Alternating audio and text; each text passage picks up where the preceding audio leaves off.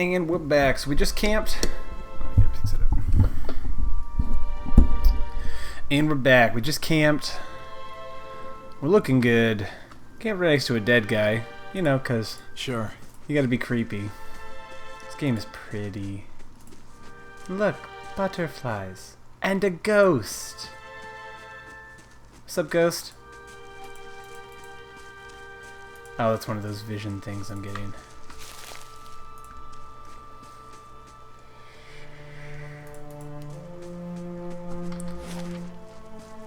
Nice.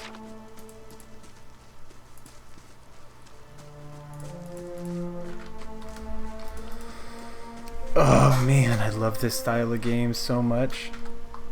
Alright, dude running across here. Alright, I'm going off the beaten path.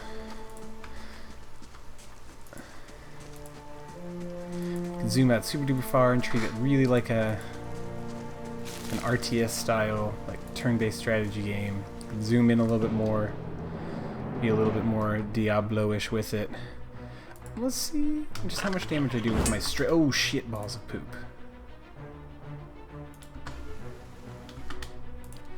Let's make sure it's gonna hit all of them.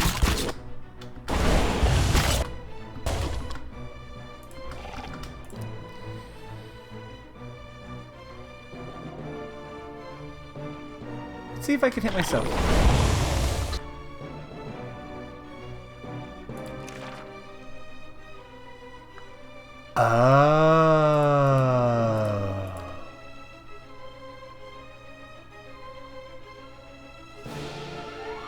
Wizards have the ability to learn a staggering number of spells, but they are always limited by the capacity of their grimoires.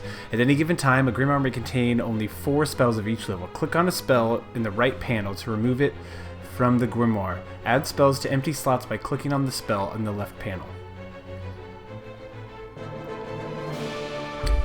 Well, let's see how much we die by here.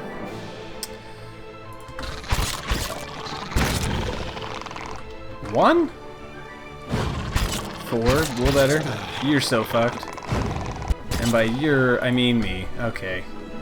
Let's load it up. I probably should have read that. Since I am a spellcaster, probably should A, try to keep my distance. B, maybe cast some protective spells when getting into a fight. Oh, I can go up here then. But more importantly, just, you know, I'll just take it back. Take it nice and easy. Let's go get a warrior.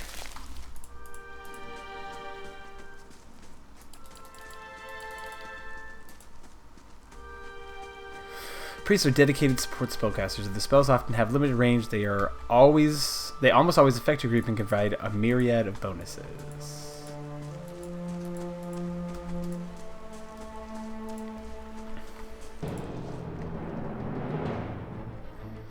And Hootla.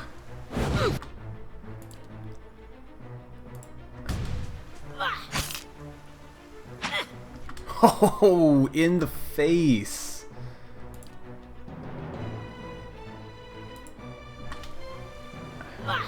Ow.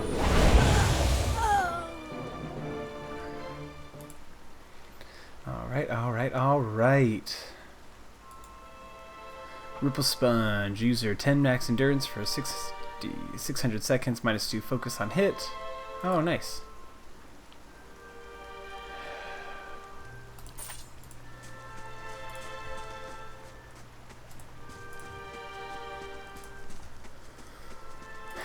Looking for friends.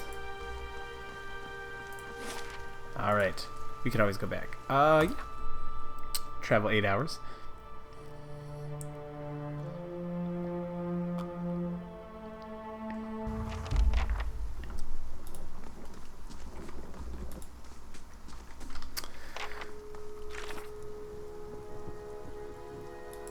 Okay, so I crossed that.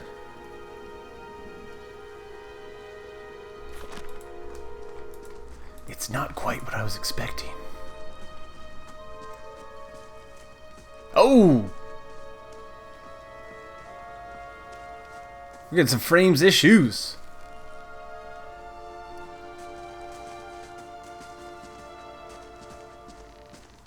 You must be one of the new settlers. Welcome to Gilded Vale. You'll be pleased to know that we've had some recent vacancies here. Man approaches you, his skin dull gray as the desolate village behind him. He scans you with sunken, lifeless eyes. He glances at the gnarled, leafless monstrosity of a tree next to him. I feel at home already. Of course, we'll need to make some inquiries first. The inestimable Lord Radric VII has taken great pains to insulate our town from Widewind's legacy. Have you ever sired a Hollowborn child?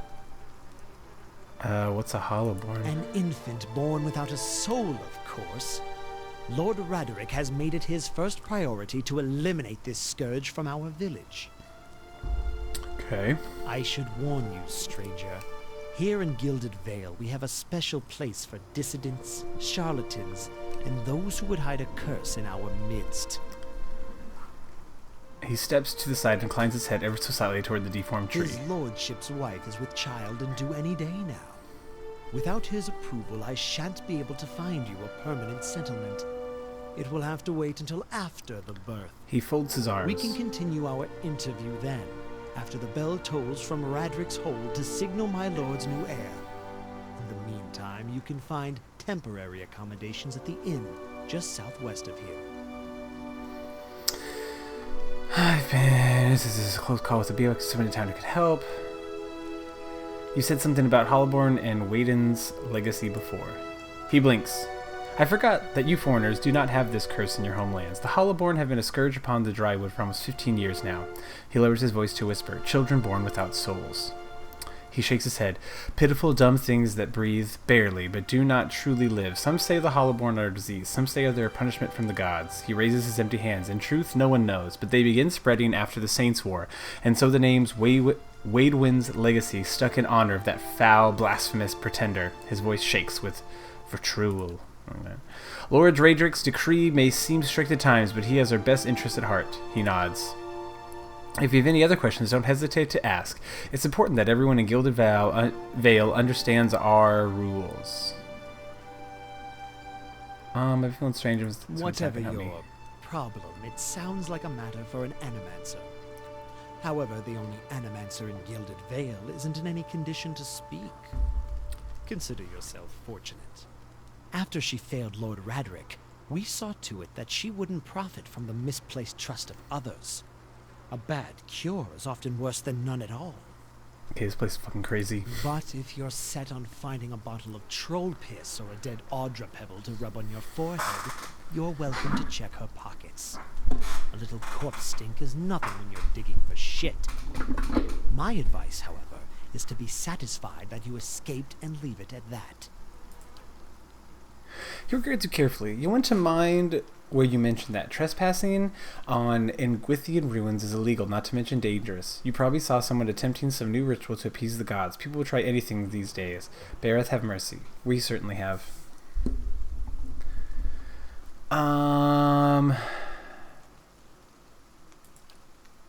Like I said, it's best to stay away from those sort of places. Goodbye, creepy person. Keep out of something. Keeping out of something. Listen. It's a bell. 2 tolls. Let that be the last. 3. Gods have mercy. What does that mean? It seems your arrival is ill-timed. Argit looks out towards the east, his expression unreadable. He blinks slowly and turns his attention back to you. 3 bells toll only for the death of a Radric. I fear Lord Radric's heir is lost, or else Hollowborn, and so lost all the same. A peculiar spasm crosses his You should face. tread carefully. Circumstances have changed a great deal. And the corner of his mouth quirks up into a mirthless smile. What do you mean? You come to us at a time of mourning. The legacy has struck at the heart of the Gilded Vale. Our efforts to redeem ourselves in the eyes of Bareth must be redoubled. He sets a steady gaze on you. Does this affect the Lord's offer to new settlers? I can be sure of nothing right now. I can be sure of nothing right now. I advise you to get some rest, the inn, or a stable for all I care. Find me afterwards. I will know more soon enough. What happened? He shrugs one bony shoulder. I will know more details when the messengers arrive.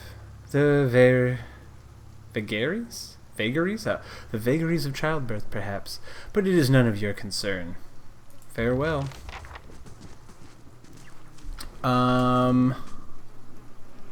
Huh.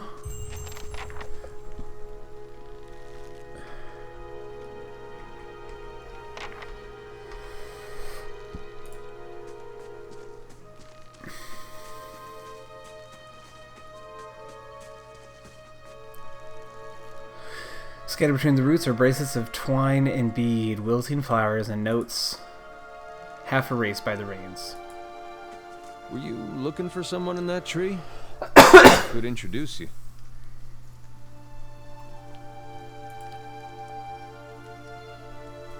Strange way to talk about your dead. He looks up at the tree and breathes out. Half the town's up there now. Seems like no right way to talk about it. I'm looking for someone who can help me feel better. He gives an understanding nod as he takes a long drag from his pipe. My condolences. He exhales and turns his attention away, watching the village around him. The man smiles broadly. Welcome to our lovely village.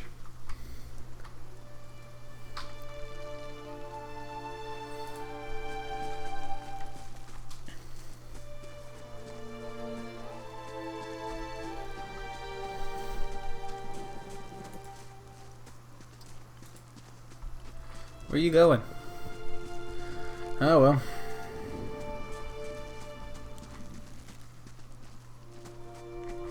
Okay. Good blood moss.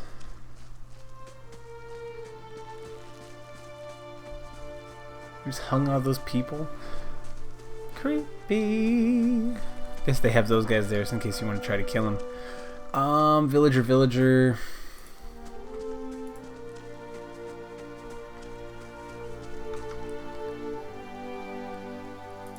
What's this? Beneath the vines are crude carvings of a sun rising over 3 stars. Oh, it's a moonborn. As you near, you feel a vibrant history containing the essence of this man's soul. Voices from the past seem to call out to you. Reach for the soul.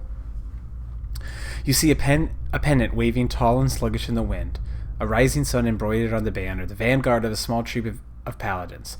The atmosphere is buoyant if restrained, and their armor has not yet been tarnished by the elements. This expedition is fresh, young, filled with zest and zeal. At their head stands a commander, awkward in full armor, but determined in step. Despite the excitement of his fellows, he does not smile. There's a twist to his mouth, his countenance grim. He throws up a hand, halting his troop. Silence falls among them, revealing a dark thunder, deep and low. He orders them to ready their weapons and spread out. Eyes dart from horizon to horizon, necks twisting to see the source of the sound. In the distance, dust and lightning rise from the ground as Stygian clouds race towards them overhead. The soldiers stand, only the staccato movement of their breath betraying their nerves. The commander closes his eyes, calling a blessing down on his troops. Invigorated, invincible, they wait as the enemy draws closer, poised to attack. That was creepy. So is he not really there? If I approach him from the front, can I talk to him? Okay. That's nice. Whatever.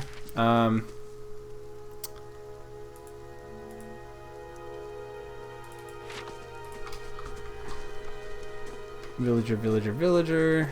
Can I just open this stuff? Do I have to... Is it stealing or anything?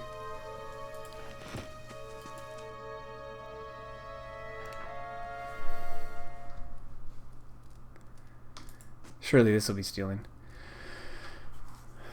This man and woman appear to have been deep in conversation, working at closing 2 bulging satchels. They move to embrace until the woman notices your approach, and pauses, her smile faltering a little. How do you do?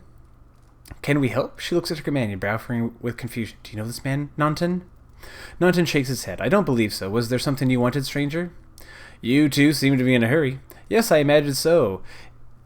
Ingrode laughs. We're packing for a trip, actually. I've been meaning to visit Defiance Bay, and she looks at Nanton. Well, in truth, I think I've had my fill of this town. Nanton reaches to take her time.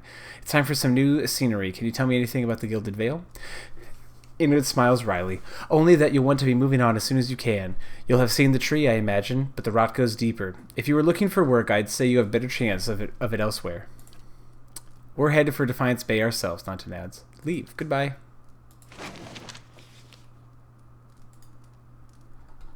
Awesome. The Drywood, Part 2. Screw it. We'll read it anyways.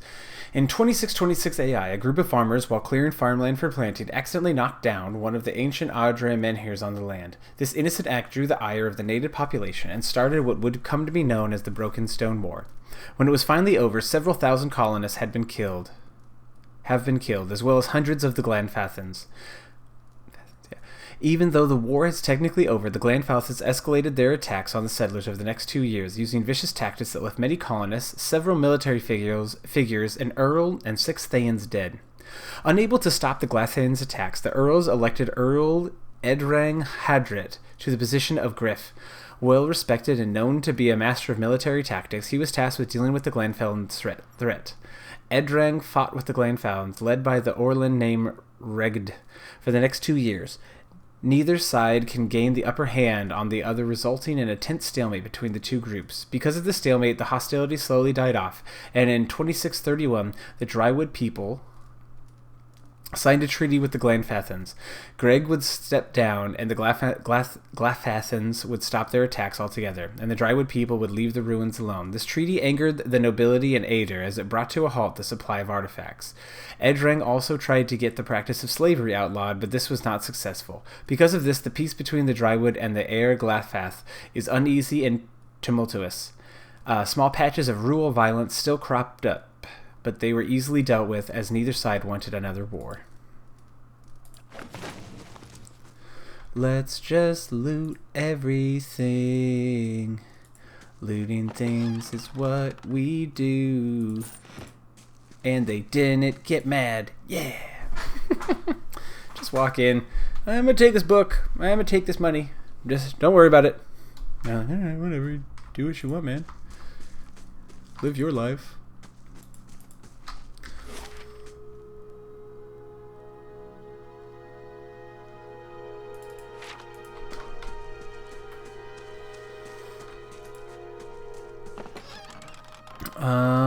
Goldratt True. Minus 20 fatigue for 600 seconds. Those who use it often find that they feel sluggish when they stop. The True is made... Okay, well, it might be worth something. Take it. Sell it.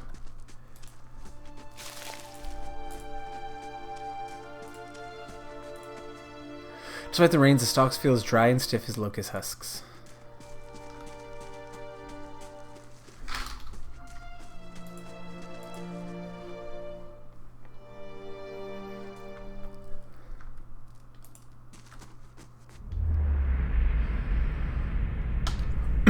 You see a crowded marketplace, vendor stalls lining the road, the proprietor's voices calling out to passers-by to come sample their wares. This woman wanders through the throng, strolling hand in hand with another woman. They peruse the vendor's goods, tearing at a book merchant with a number of old and beautiful tomes, chatting with one another about what they see.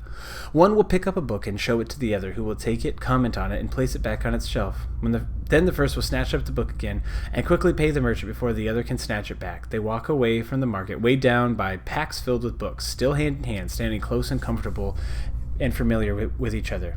As they pass down a somewhat deserted street, an object suddenly hits the woman in the chest and bounces off, rolling away toward one of the buildings. The women stop and look at the object, an apple, and then back up at the person who threw it. There's nothing special about him aside from the angry look on his face and the 2 other apples he holds. Before either woman can move, the man draws back and throws another one at them, this time hitting the second woman on her forehead. He yells at them, something derisive and hateful, something about the legacy and about responsibilities. The woman raises her hand to her head and wipes the juice and bits of fruit from her face and stares the man down defiantly. The first woman squeezes her hand and puts the other on her companion's shoulder, attempting to calm her down. The other woman pulls a book from her pack and holds it before her, muttering under her breath. She pulls her hand free and waves it above the book, an aura forming around her. The first woman is still trying to calm her down, but all she says goes unheard. The man, uncaring of the events happening in front of him, draws back and throws the last apple. As it arcs through the air towards him, the second woman brings up her hand and points at the apple. A glowing orb of energy flies from her hand and strikes the apple, causing it to explode, raining bits of apple down on the road and buildings around them. The man's face changes, anger joined by fear. Looking like he's trying to decide if running or attacking is the better course of action, the second woman has started chanting again, her hand glowing, her eyes narrowing. This woman steps in front of her, placing herself between her love and their attacker. She touches her face, gently stroking while whispering calming words. A kiss. The woman's countenance changes. She calms, her eyes softening, her lips regaining the lost smile. The first woman smiles again as well and kisses the other. Wizard scum, the man behind them says, and the two women turn to face him, staring him down defiantly. They join hands and begin walking again, moving past him without so much as a sideways glance.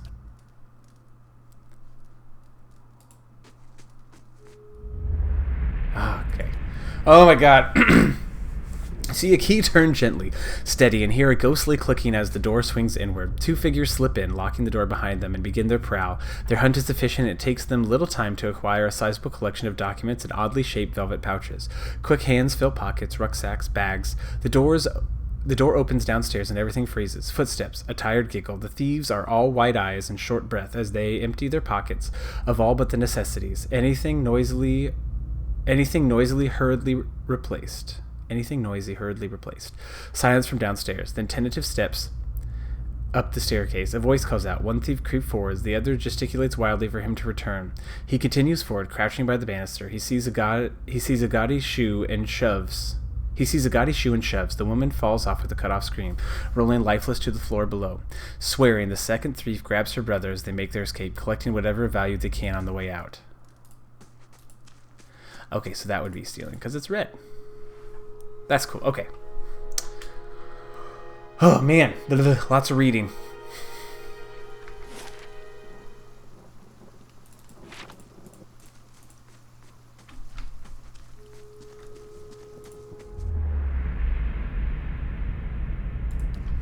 You see a large crowd gathered in the middle of a courtyard. This man stands in the midst of them, a cloak pulled over his head, holding it closed around his neck. The crowd has congregated around a platform, and they all watch, transfixed, as a man is led to the platform, flanked by two city guardsmen. The man is shackled, hand and foot, but carries himself as a nobleman, not deigning even to glance at the crowd. The cloaked man pulls his cover closer around his face and turns to leave, hunching over to avoid being seen. A cry on the platform unrolls a parchment, begins to read, but the man pays no attention, intent on getting away from the courtyard. The crier's voice grows louder and more intense as he reads, and a voice from the crowd start to punctuate his sentences. The jeers and shouts grow more frequent with each one. The cloaked man flinches, and his shoulders droop. He breaks from the crowd, coming to the edge of the courtyard as the crier reaches the end of the proclamation. The crowd grows silent again, save for the occasional shout. The man turns back to look at the platform, seeing his father kneeling before the block, neck exposed. The executioner moves into position, lifting his axe to strike. The man turns suddenly, unable to watch. There is a wet thunk, and the crowd breaks into cheers and applause. He leans against the wall, regaining his composure, then straightens up. With obvious resolve, he strides away from the crowd and his legacy.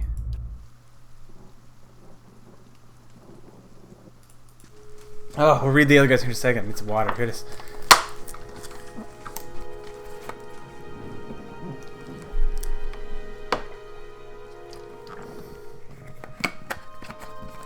Oh man, lots and lots of reading. Okay, let's do this guy. You see a pair of immaculately polished leather boots and an impeccably maintained goatee. Their owner, a slightly hook-nosed man with a wicked grin and narrow eyes. He bobs his feathered hat at the nearby merchant as he ambles by, a small piece of parchment held in his fist, ink staining his fair fingers. He seems to know most of the merchants in the market, stopping to engage some, nodding at others, and even bartering for minor goods with a select few. Always smiling, laughing, and exchanging jibes, he approaches a heavy-set Amua.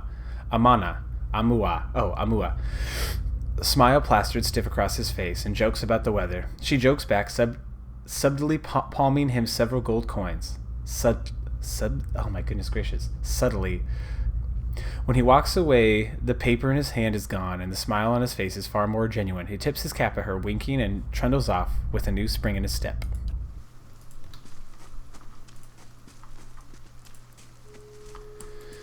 So far that's pretty awesome. Get all this like cool backstory without having to actually go through the whole process of getting the backstory. I like that. come around this side of things. Let's see what's over here. Guessing we have to run all the way around anyways.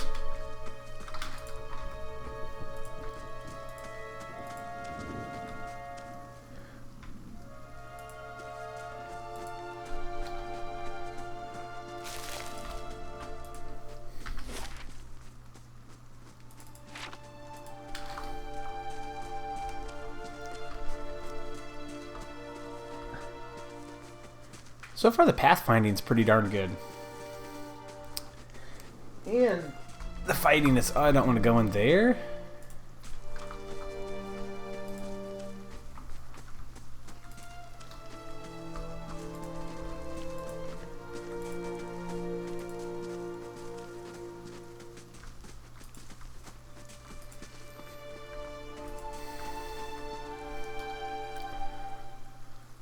Alright, character? Swinner, we know there's more grain in there, Trumbull. We won't settle for scraps while you're growing fat on our crops. A muffled shout emerges from inside the mill. The first of you drunkards comes through that door gets a shot between the eyes. Gods hear me, Swinner. I'll put you down like a dog. Come away for now, lads, but we'll be back, Trumbull, and we'll have fair prices, or by the flame we'll have a reckoning. Investigate the feud. You better believe I will. So we got a dwarf, and what looks to be 2 humans, essentially.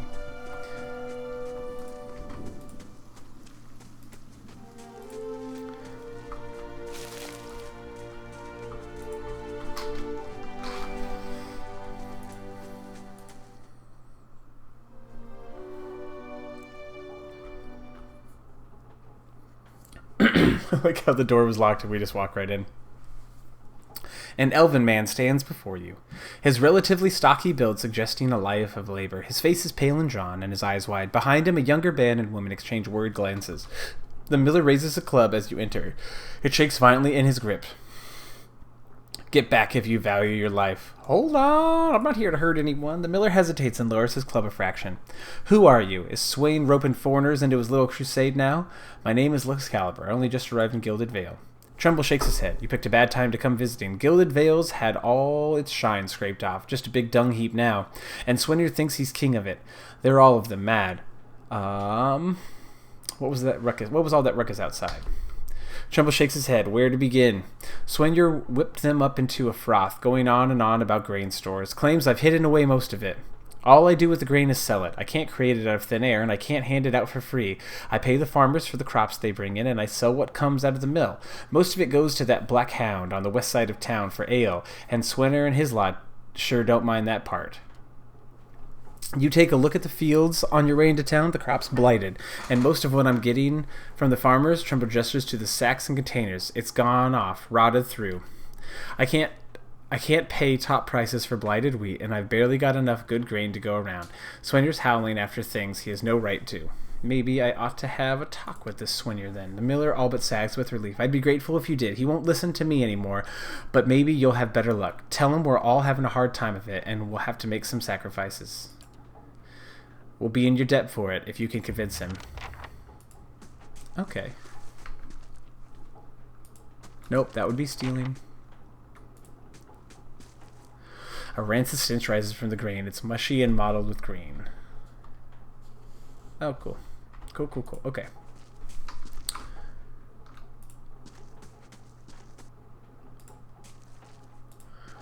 Blah, blah, blah.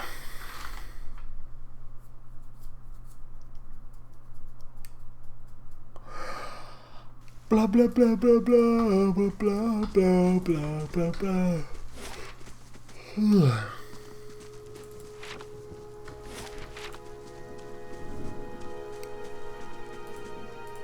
Blackhammer Smithery.